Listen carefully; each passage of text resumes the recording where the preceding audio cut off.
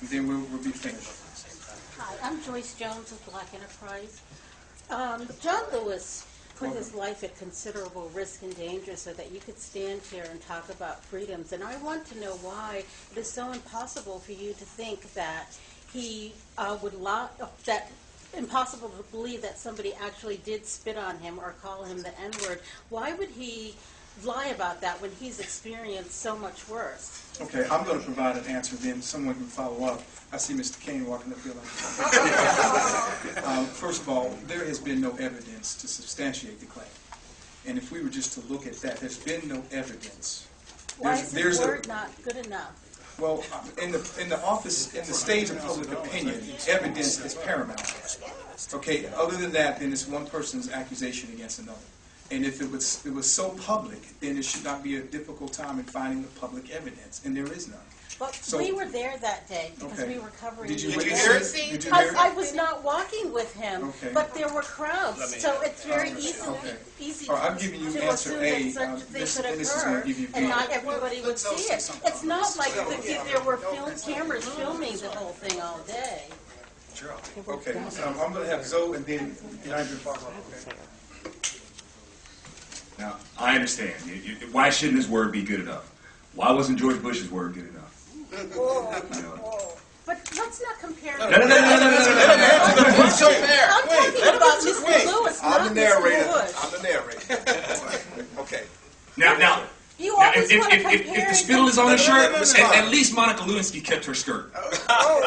You know, I mean, where's the spittle? I mean, we could just go ahead and read it. We'll take it down to the dry cleaner. We'll extract the spit, and there you go. Other than that, I don't know what to tell you. I mean, even my friend Andrew Breitbart offered a $100,000 reward, and no evidence has been brought up. Your friend who doctored the NAACP. Doctored it. If he doctored it, he did them a favor. Because if you look at the whole tape, you'll find out just how racist Shirley Sherrod is. I have to say something. We have a response. Let me respond to this point very quickly. John Lewis is a hero. Okay, may disagree with him on a variety of ideological questions, but he's a hero. He wears his crown on his head from the lumps he took in the civil rights revolution. Having said that, why? Unfortunately, politics is very persuasive. Why did John Lewis stand up with Bob Byrd? Not only a former Klansman, but a former general within the Ku Klux Klan. Why did Robert Byrd support the filibuster, which was so often used to stifle the civil rights revolution that he was a part of, when it was used against Janice Rogers Brown when she was going up for the appellate judgeship? Because often political pressure and political politics can persuade you to do things that you might not often do. But the bottom line in this case, Congressman Cleaver, alleged that somebody spit on him. The Capitol Police stopped this person, grabbed this person, asked Mr. Cleaver if they want him arrested. Cleaver said no. Now, does he not have a responsibility to stop all this racism? He's a congressman. He's a congressman.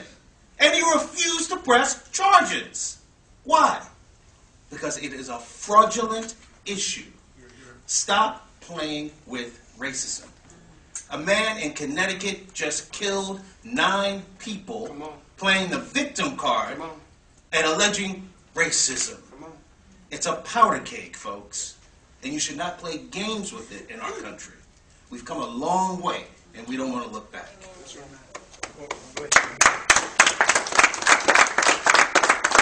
I just wanted to say about Shirley Sherrod. You guys haven't asked her to apologize or to even say thank you to Glenn Beck, who is the person who said that she should not have been fired. Okay? Did you guys ask her? Did you guys ask her to say thank you to Glenn Beck? Or, Fox News and all other news sources, all the news sources that are represented here have people who are racist. Now, I was a part of the NAACP.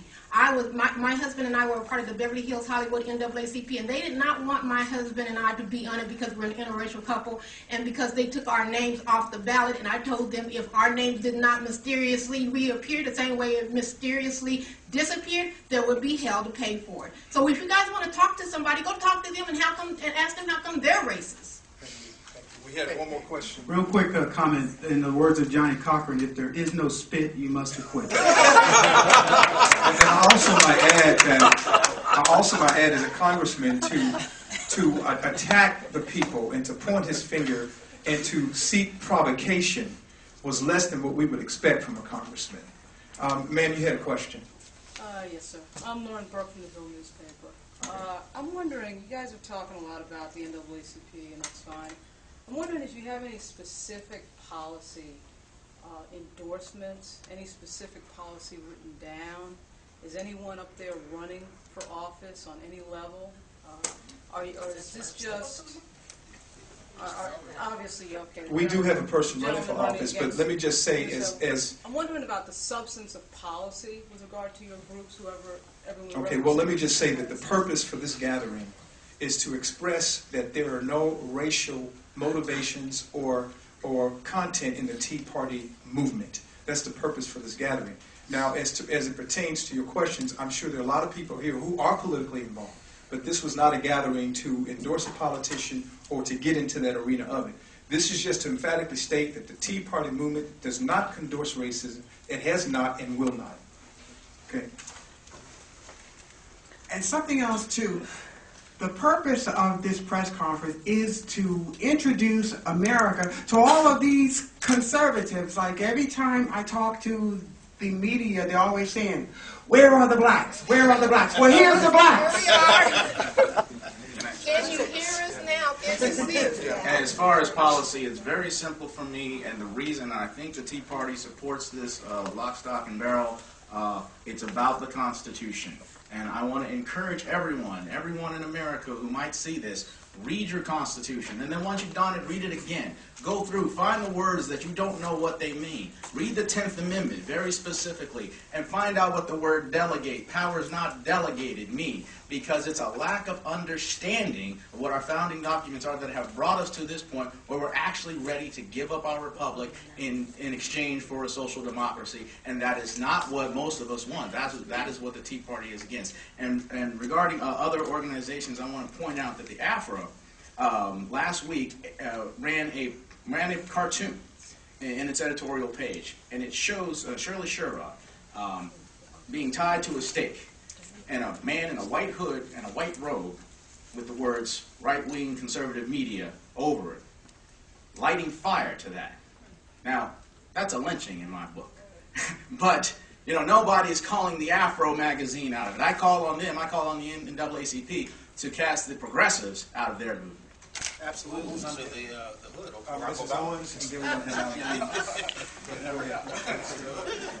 I just have a small statement to make on the heels of what Mr. Lloyd Marcus has stated, that why we're gathered here today. We're gathered here today because we wanted to introduce you to Tea Party patriot groups such as ourselves, more specifically Tea Party Express. And I can tell you that as an individual, I can take a lot of things coming my way. First of all, I'm a woman. Second of all, I'm not only a woman, I'm a woman of color. Let me break it down how much color there is. I'm Puerto Rican, I'm black, I'm Cape Verdean, I'm Portuguese, I'm Native American, I'm also Jewish. I think I cover a wide spectrum of all the minority groups. But let me emphatically say that before I'm ethnically proud of all of that I have going on, as a Christian first, but also as an American second, I don't find a better group of people that I would stand with to fight with for my liberties and for my freedoms while God gives me breath on this earth. I think that's really the long and short of it. You're not going to eradicate racism in America because people have that in their heart. But neither are you going to put it on our backs and make us carry the mantle of that because we want to speak out because somebody who's in office happens to have some color in his blood too. If he's making policy that's not good for America, we intend to continually speak out against it. And as I said in my opening statements, you ain't seen nothing yet.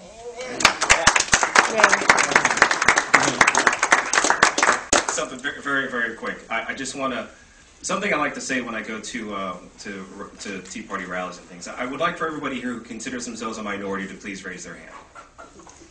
Please raise your hand if you consider yourself a minority. Okay, so these two ladies have decided not to raise their hand. Okay, that's fine, that's fine. I don't feel like playing the game. No, okay, I understand, that's fine.